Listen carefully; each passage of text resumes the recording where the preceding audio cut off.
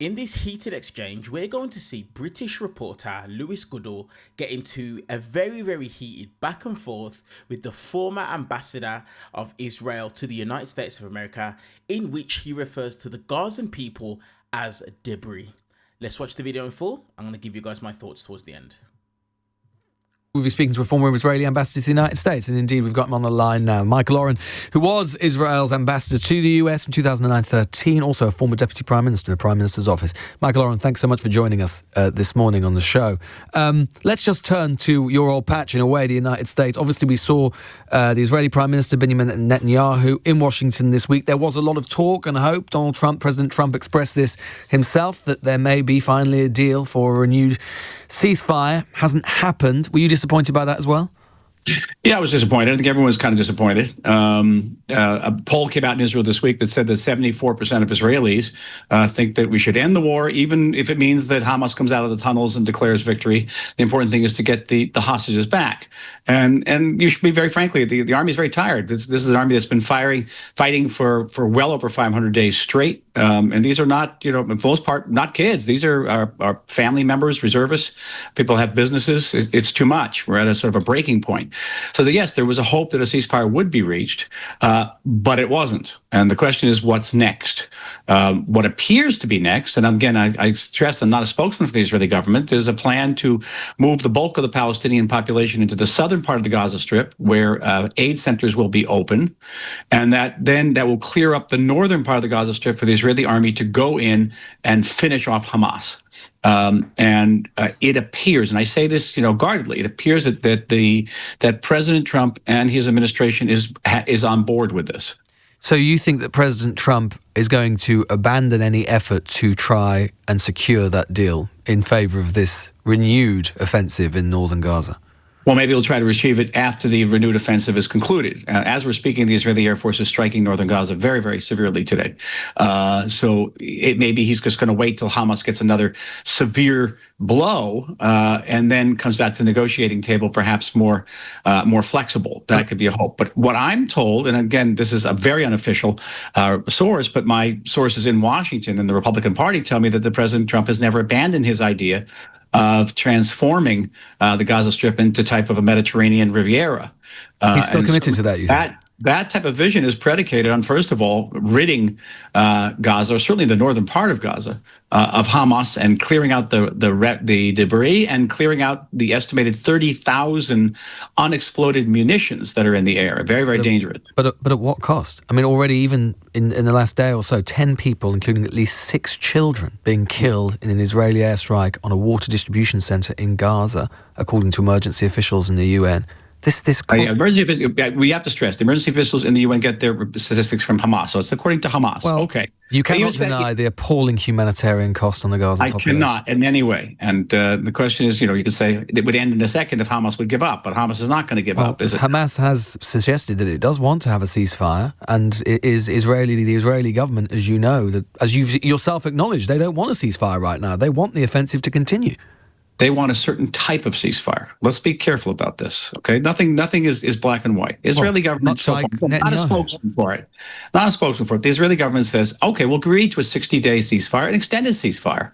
But at the end of that ceasefire, Hamas can't declare victory, and we have to have the ability to continue the fight against Hamas. Hamas says, no, the 60-day ceasefire has to be permanent, and the Israeli army has to withdraw from all of Gaza. So basically, we go back to the situation that existed prior to October 7th, 2023. And Hamas has said repeatedly, and I stress this repeatedly, says that they will mount 20 or 1,000 October 7th until Israel is destroyed. So there you have the rub, and it's a huge rub. This week. And it's immensely traumatic and agonizing. But the bottom line is you're dealing with a terrorist organization. This week. This week, we heard a plan, which you already alluded to, from the Israeli Defense Minister, Israel Katz, which explicitly says that he wanted to ask the IDF to build what he says is a humanitarian city, what many observers call camps on the ruins of Rafah, a city itself already destroyed by the IDF, where he wants to forcibly move 600,000 people and eventually the entire population of the Gaza Strip. That would be a war crime, wouldn't it? No, it's a war crime. I'm not a jurist, but I tell you that it does cohere with Donald Trump's vision of the future of Gaza. Well, in which case Donald Trump would be accessory to a war crime. Well, you're going to have to make that judgment. I'm not. Well, let me tell you, under Article 49 of the Fourth Geneva Convention of 1949, quotes, individual or mass forcible transfers of protected persons from an occupied territory are prohibited regardless of their motive. It is very, very clear it would be a war crime. Well, then you go to court with it. But I'm telling you, this is what's happening all right, then. in the field. I mean, I'm not here to make a judicial judgment. I'm telling you what's happening. And what's happening is, yes, the Israeli army has cleared out about 65% of the Gaza Strip. That program that Israel Katz is talking about, the defense minister would require 75%. Another 10% had to have to be cleared out. And then, the ball would be, if Hamas agreed to the ceasefire, then the ball would be in the president's court. Mr. Oren, I mean, I understand. I know you're not representing the Israeli government and so on, but just the terms you're using, talking about clearing out the debris for the Riviera and so on. I mean, we're talking about 2 million people here. Can you understand that the way that we talk about these things? It sounds like we're rather indifferent to these people. Not indifferent to these people, but we are in a war. But there are rules to war. But there are rules to war, and Israel is repeatedly violating those rules. That plan, as I've just said, would clearly violate international law, international customary law, and the Geneva Convention. Well, maybe you're a jurist, but I'm not. But I can tell you this: as an historian, you got to let me finish, okay? You did invite me on your show.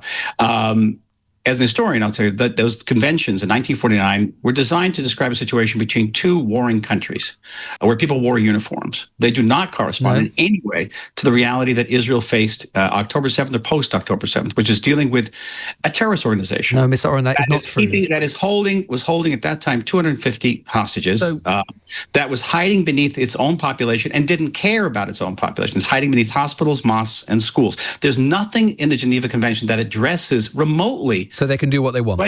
Israel can just do what it wants. No, on the contrary. Well, apparently, according to you, and there's tremendous criticism in this country right now. According to you, they can move 2 million people to a camp from which they would not be allowed to leave, and that would be all right. Did I say they can? I said they are. Okay, I said that you wouldn't have a problem with it's moral, that it doesn't raise serious moral questions. It raises serious moral questions, but we're dealing in an area, even juridically, which is very gray. And it's not covered by It's not gray, Mr. Oren. It's not, because it says clearly under Article 49 of an occupied territory. It's not talking about two states at war. It's talking about how states might choose two countries at war, but not a country dealing with a terrorist organization. No, that's not true. It is about populations. It is about populations, how a government treats populations even within its territory. It's not just about war against another state. It's very clear. I see. At the end of World War II, the United States, the Allies, moved millions of Germans. Millions, okay? Not hundreds of thousands, but millions. Indeed, and that was before the Geneva Convention was signed in 1949. Right. So this is an area, and that was war between two countries. That was war between two countries and with armies with uniforms. We're dealing with a juridical area that actually has no precedent. And certainly, even in military terms, it has no precedence, because we're dealing with an army, with an enemy here that not only hides behind a civilian population, it hides under the actual landscape of Gaza. 500 kilometers of terrorist tunnels. No army in history has ever encountered anything remotely like that. Do you accept that, as the UN have said? I mean, this is all coming at a terrible cost. At least 798 people have been killed. This is the UN Human Rights Office saying on Friday. 798 have been killed. So while seeking food at distribution points operated by the US and the Israeli-backed Gaza Humanitarian Foundation since the end of May alone, is it any wonder that Israel is losing such support across the world? Yeah, that's the personal issue with me. I've been a long advocate of flooding the Gaza Strip with aid from day one, by the way, which makes me very unpopular here. I take positions against the Israeli government too, not just defending it. And via that way, also the statistics are coming out of the UN. The UN gets the statistics from Hamas. Okay, so we have to take them with a big grain of salt. But having even said that the fact that there are aid distribution challenges, that people are hungry, is an appalling situation. It just is. We also know that Hamas has been killing people trying to seek aid. Hamas has been killing and kidnapping people who've been distributing aid, because Hamas, under the UN aid distribution, got 60% of the aid stolen, and that creates another situation not addressed. And I stress, not addressed in any way by any of these Geneva Conventions. It's just not there. You wouldn't deny, though, that it is deeply, at the very least, let's leave aside the legal question. Right. It is deeply, deeply morally problematic that Israel has been using aid and lack of food as a weapon in this? Well, they tell us it's not a war. In this war. Okay, but let me ask you a question. I know that's kind of unusual Please for please let me ask a question. Okay, say you wake up in a sort of Kafkaesque situation, and you wake up to your horror, you find yourself in the shoes of Benjamin Netanyahu. What would you do right now? Well, I would not starve people. It's very clear. I'm just I wouldn't saying, okay, starve anybody. say if you gave them. I'm just going to game this out, okay? If we have time, because I have to do this with myself all the time. Let's see if you can do it. You give them the aid. You give them all the food in the world, but you know that 60% of that aid is going to Hamas, and Hamas is going to enrich itself and is going to get more weapons, is going to kill more of your own civilians, okay? So what call do you make? The call I make is that I'm better than Hamas and I don't starve people.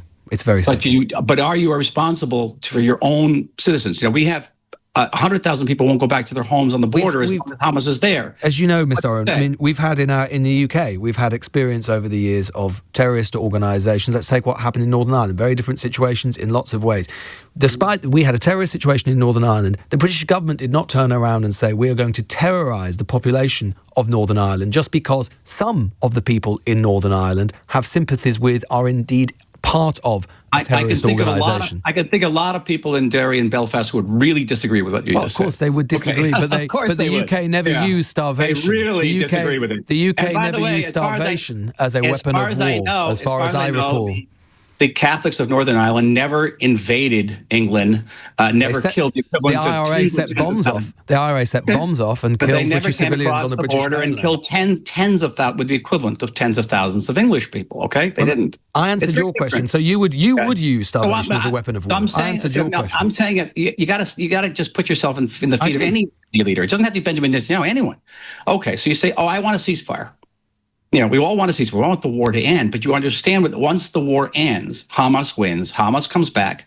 100,000 Israelis are not going to go back to their homes. But you're not going to be able to. That's the whole point. But in a way, Mr. Oren, that is a question about whether whether you can use pure military force, whether you can achieve peace down the barrel of a gun. You're never going to destroy Hamas, particularly when you are killing civilians day after day after day and radicalizing a whole generation of Palestinians against you. You may get some temporary security. You will never get peace. But the answer to that, again, is an historian. This is not the first bout of fighting we've had with Arabs and Israelis or Palestinians and Israelis going back to 1948. Today we have 6 peace treaties with Arab countries that in previous rounds were engaged in brutal combat with us, in which many, many civilians died. So empirically, you're wrong. Empirically, some people conclude that making war against the state of Israel is a bad idea, and you should make peace. Yes, some people get radicalized, but other people wake up and say, okay, enough is enough. Now, if you have different evidence that you can deduce, I'd like to hear it, but that's the truth. Now, I want to go back to the question. What do you do? I told you I wouldn't starve people. I asked you, I'm sorry. I wouldn't starve people. It's very simple. No matter how bad it is, I would not starve kids. I know what you wouldn't do, but what would you do at this point to end the war? End the war. I would not starve children, and that is the question. So that was a really kind of heated exchange between Louis Goodall and the former Israeli ambassador to the US. Look, so many points was touched on in that exchange, and as you guys saw, it did get quite heated, but I just can't get behind defense of what it is that Israel are doing within Gaza. I just can't get behind it, and it's just interesting to me. And you saw what the problem is when it comes to speaking about what's going on in Gaza and what's going on in Palestine. You saw what the problem was just in that clip alone. You heard the ambassador referring to Gazans as debris, referring to human beings as debris, referring to it as clearing them out. You heard that in that clip. That in of itself tells you the mindset that it is that these people have when it comes to and when referring to Gaza and the Gazans and people from Palestine, Palestinian people. You can see it. And that's the reason as to why these people will come on interviews like this and they will defend themselves to the hill because they see the Gazan people as less than. 100% they see the Gazan people as less than. And Don't you think it's quite interesting? You guys are probably thinking I'm covering a lot in regards to Israel and Palestine at the moment, and the reason as to why is because we're seeing what's happening. Lewis Goodall spoke about it in this clip. Like, Israel are losing the battle in the court of public opinion. I think Piers Morgan spoke on it as well. So what you're seeing now is they're getting more and more of their mouthpieces to come out into the media and do interviews to try and push the issue. But what the problem is these guys are just making it worse for themselves. They're simply just making it worse for themselves, because people like me, like you, are seeing these clips, and we're seeing that these people aren't treating the Gazans like human beings. They're treating them as less than. And just to end it on this, just to give you guys my perspective, nearly 60% of all buildings across Gaza, the Gaza Strip, have been damaged or destroyed. Over 90% of housing units have been affected, with at least 160,000 destroyed and another 276,000 severely or partially damaged. Okay? More than 60% of health facilities, 68% of educational buildings, and 42% of water infrastructure have sustained damage as well. Understand that what's taking place within Gaza is no longer a right to defend yourself. This is a genocide taking place. And according to the Geneva Conventions, it all aligns. Lewis Goodall spoke about it in this video. It aligns with what it is that Israel are trying to do within Gaza and to the Palestinian people. It's always interesting for me to see clips like this, where these people will bend themselves into pretzels to try and defend what it is that they're doing. But understand one thing: you can't defend the indefensible. And at this point, what it is that Israel is doing is the indefensible. As usual, guys, let me know your guys' thoughts in the comment section down below. While you're down there, do me a favor, hit that subscribe button and give the video a thumbs up. I appreciate you guys, and I will see you guys in the next one.